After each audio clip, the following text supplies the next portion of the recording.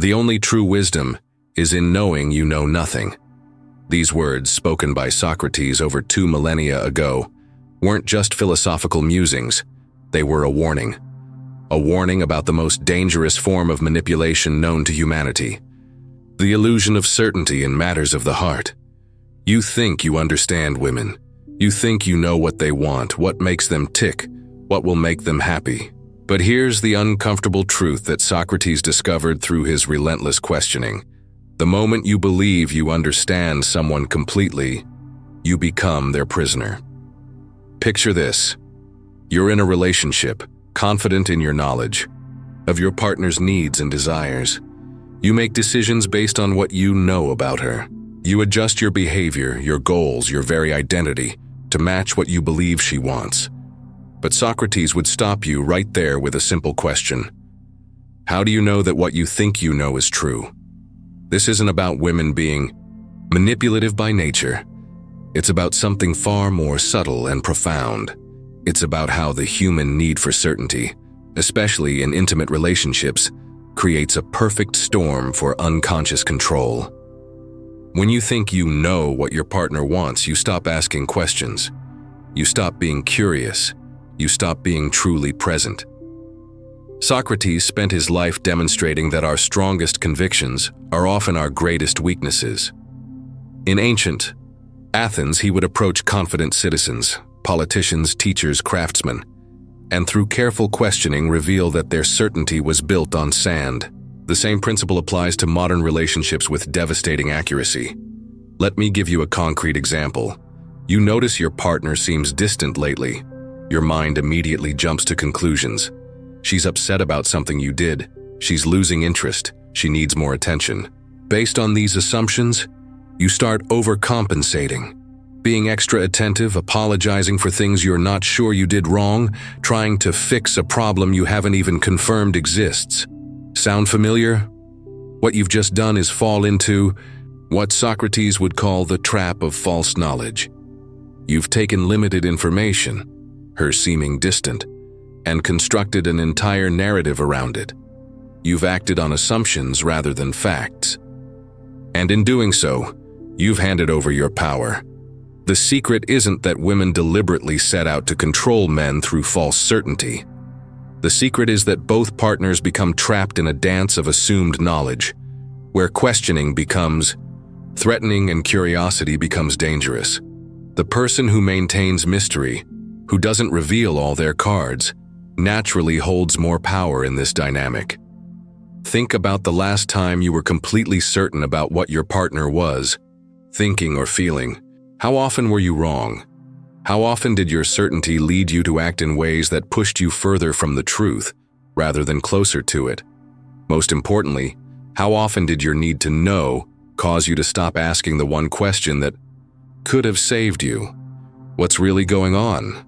Socrates understood that wisdom begins with admitting ignorance. In relationships, power belongs to the person who remains comfortable with not knowing everything, while the other person desperately tries to solve the puzzle. The moment you think you've figured someone out completely, you've already lost the game. This isn't about gender, it's about human psychology. But in a culture that tells men to be confident, decisive, and in control, this Socratic wisdom becomes revolutionary. The strongest position isn't knowing everything about your partner. It's being comfortable with the mystery, curious about the unknown, and wise enough to keep questioning rather than assuming. The ancient philosopher knew something we've forgotten. The person who admits they don't know everything is the only one truly free to learn. Everyone else is just defending their illusions. Socrates believed that most people live their entire lives performing roles they've never consciously chosen. In the theater of modern relationships, this performance becomes a masterclass in subtle control, and most men don't even realize they're actors following someone else's script. Here's how it works. Society has taught you that a good man anticipates needs, solves problems, and provides emotional stability. Noble goals, but watch what happens when these expectations become the framework for your entire identity. You begin performing goodness rather than living authentically. She says she's fine when she's clearly not fine. You know she's not fine. She knows you know she's not fine. But instead of addressing this directly, you begin a careful dance, trying to figure out what's wrong, walking on eggshells, adjusting your behavior to avoid whatever invisible trigger might be lurking. You've just entered what Socrates would call the cave of shadows. In Plato's famous allegory, prisoners mistake shadows on a wall for reality itself. In modern relationships, we often mistake emotional performances for authentic communication.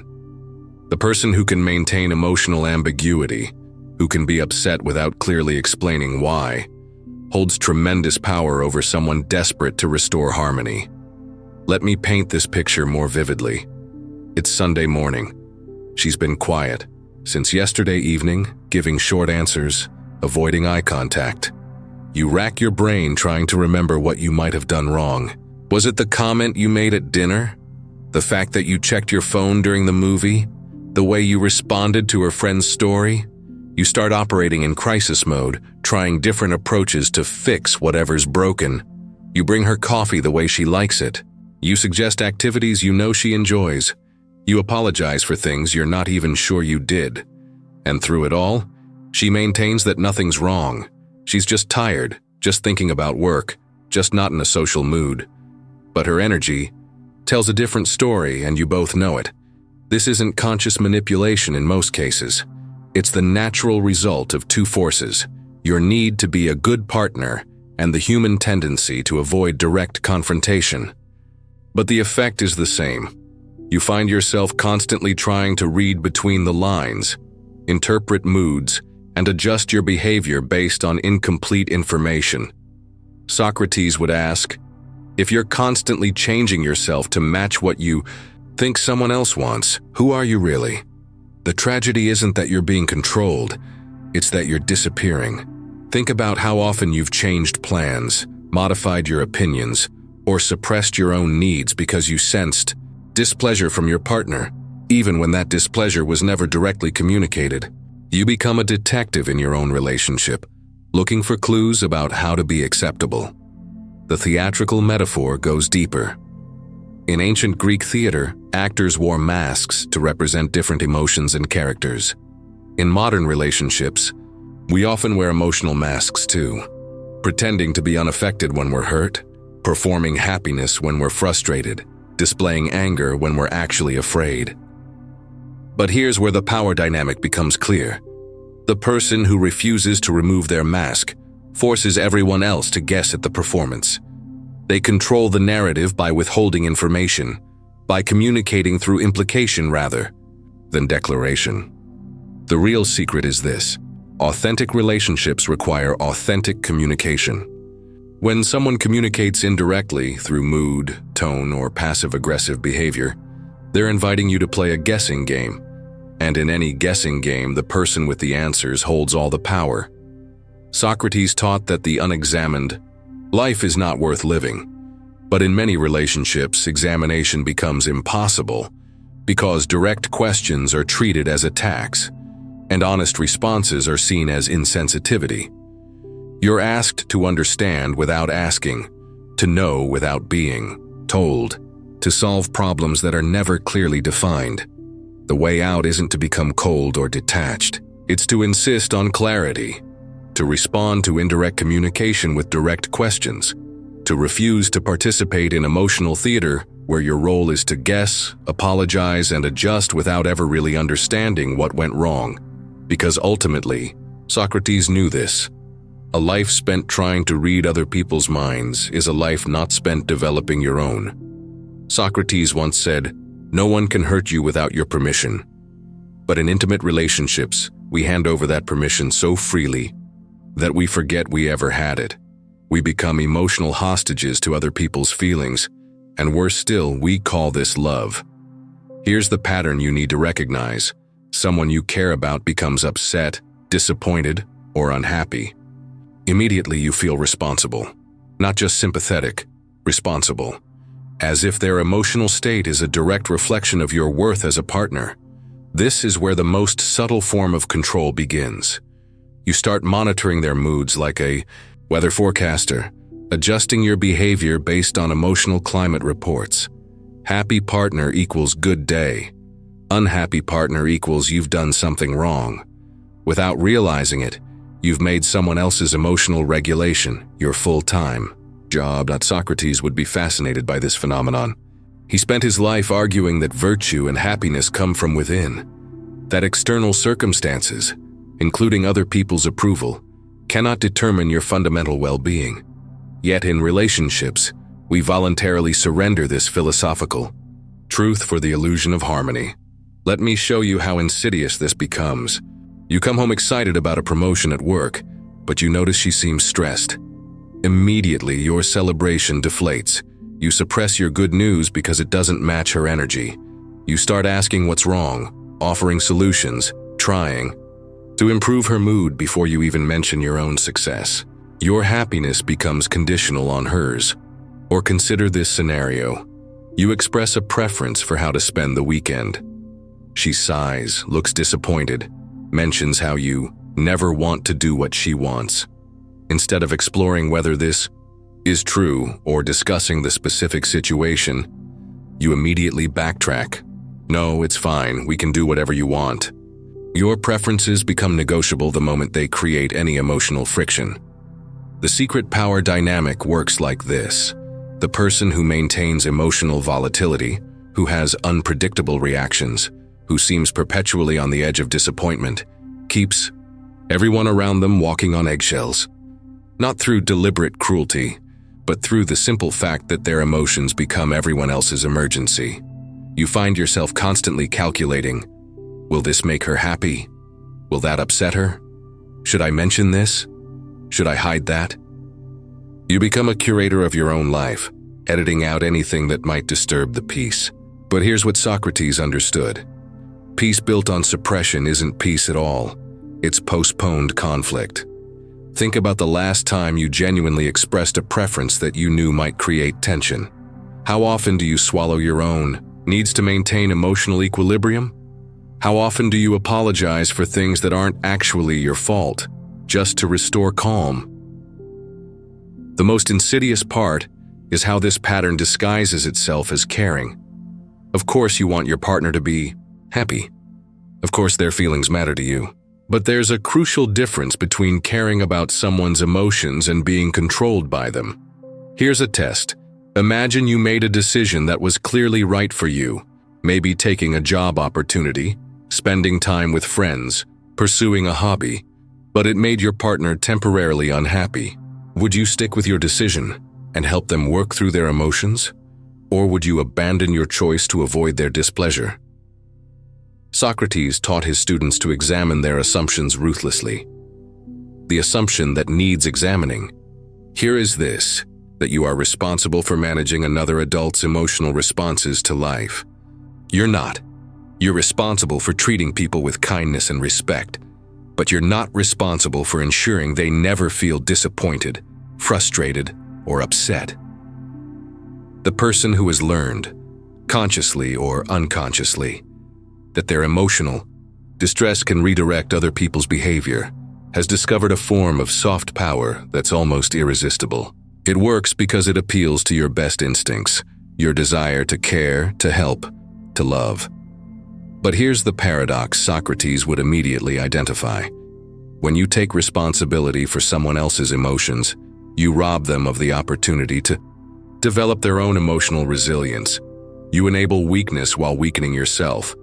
You think you're being loving, but you're actually being controlling their growth by shielding them from emotional consequences. True love, Socrates would argue, means caring about someone's character development more than their momentary comfort. It means being willing to let them experience disappointment, frustration, even anger, as natural parts of being human. But Socrates would remind you, love that requires you to disappear isn't love at all. It's just a sophisticated form of slavery, where your chains are forged from your own good intentions.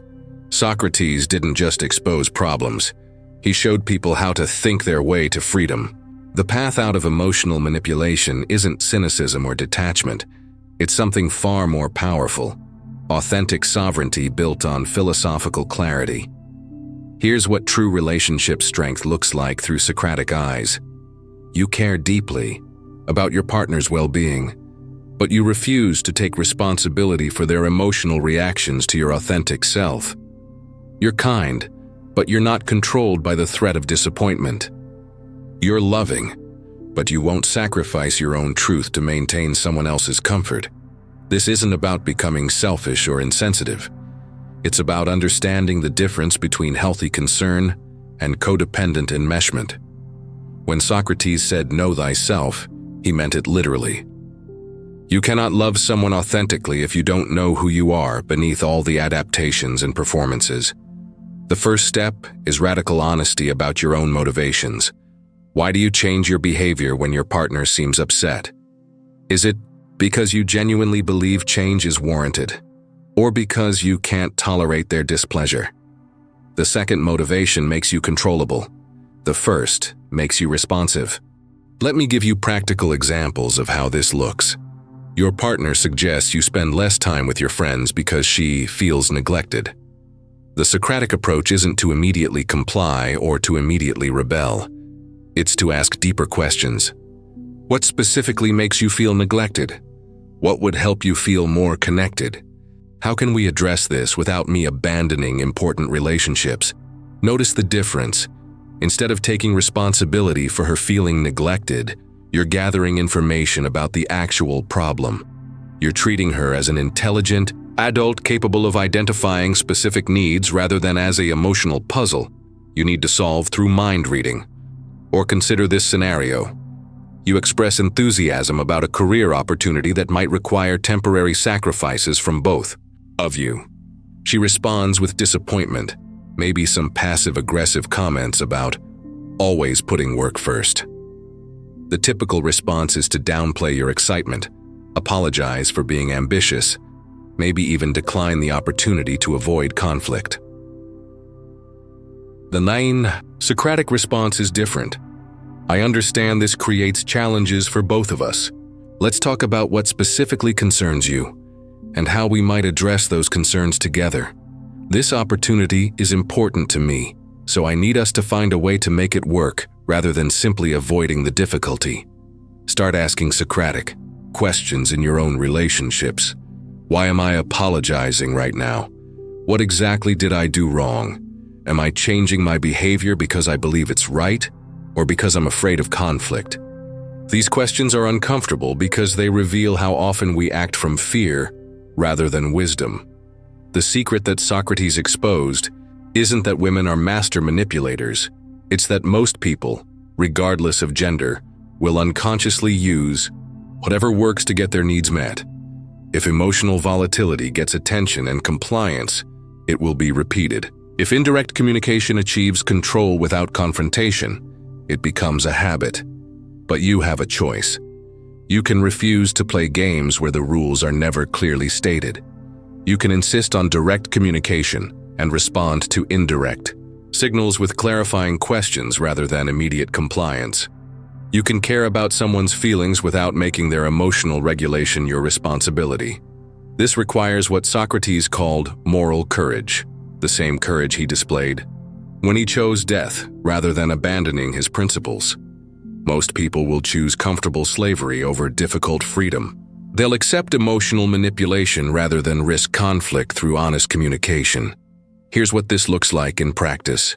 When someone you love is upset, your first response becomes curiosity rather than guilt. What's happening for you right now? What do you need from me specifically? How can I support you without abandoning myself?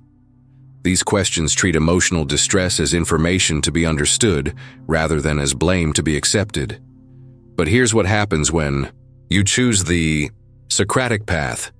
You discover that relationships built on authentic interaction are infinitely stronger than those built on careful emotional management. You learn that respect comes not from perfect compliance, but from consistent integrity. People will test your boundaries initially. When you stop automatically taking responsibility for their emotions, some will escalate their emotional displays, consciously or unconsciously trying to restore the old dynamic. This is where your philosophical foundation becomes crucial. The strongest position in any relationship isn't the person who never causes disappointment. It's the person who can cause disappointment without losing themselves in guilt or manipulation.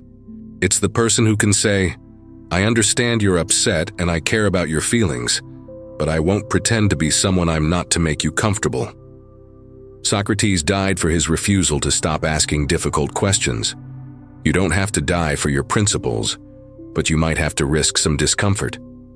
The question is, would you rather live authentically with someone who loves your real self, or perform endlessly for someone who only loves your edited version?